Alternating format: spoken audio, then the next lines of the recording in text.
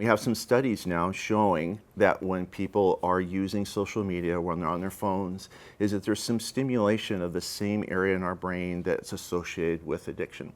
And so that's called the mesocortical limbic system with a neurotransmitter called dopamine. And dopamine really is a neurotransmitter of wanting something, not of liking something.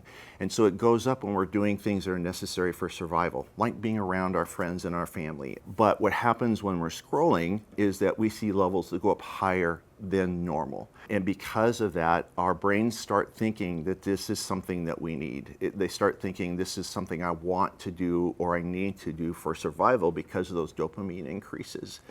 And then a lot of times too, it's just easier. And so people just can sit on their phones and scroll through things.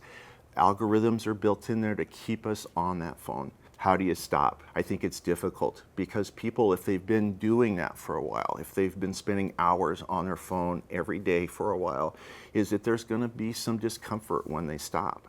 And so first, just taking a couple days and just documenting how much time you're actually on your phone. A lot of people are surprised by the amount of time they're actually on their phone when they're writing it down.